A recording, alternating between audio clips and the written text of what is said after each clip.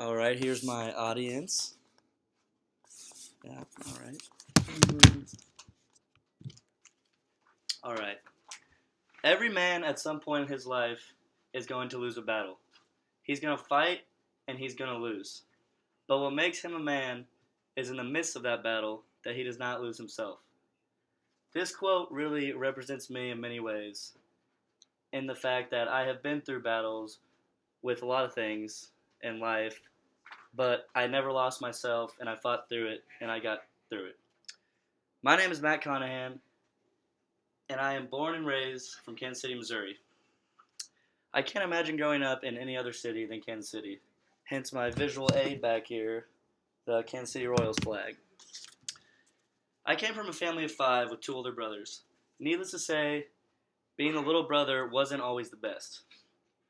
I consider myself to be truly blessed to have the family that I have, and I cannot imagine life without them, and they are truly the reason, or the person, they made me the person I am today. In my opinion, what you think of yourself is a whole lot more important than the perception of what others see in you.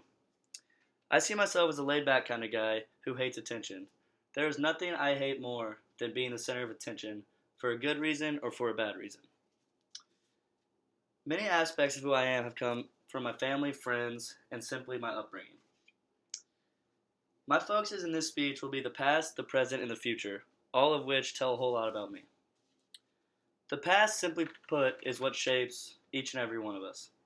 Like I said previously, growing up with 2 older brothers has its ups and it has its downs. From broken bones to the abundance of tears, I sure have learned a lot. Learning how to play almost every sport and learning how to act in certain social situations are some of obvious ups. But from broken bones and trips to the hospital to get casts and timeouts from fights are the obvious downs. But having 2 older brothers is something I wouldn't trade for anything in the world. Aside from brothers, parents, obviously, play a pretty large role in your life. My parents' expectations growing up weren't anything that I couldn't handle. The biggest expectation simply is being the best possible person I could be and doing what I love to do. My parents insisted that all of us boys from a young age get involved in sports. I believe sports was a big reason for my outgoing personality and my competitive drive. Being forced to meet new people can be, in some cases, be the best thing for somebody, and that's exactly what sports did for me. Then came high school. High school shaped me in many ways, from a leadership aspect as well as a social aspect. The biggest thing high school did for me was decide the career path I want to take: secondary education. That brings me to the present. I'm currently a sophomore at the University of Kansas studying secondary education. Having a teacher and coach who affects you in your personal life can be the best teacher and coach you can have. And it made my decision a whole lot easier. Teaching has been my passion ever since I met this man. I want to help high school students and inspire them the same way I was helped and inspired. My personal view is that every student needs a teacher that inspires them both in the classroom and outside of the classroom. With that being said, I guess you can say that's my dream. Instead of dreaming of money and wealth, I just want to make a difference in someone's life. Touching on my plans and dreams, that brings me to my final topic, and that's the future. The future scares a lot of people, myself included.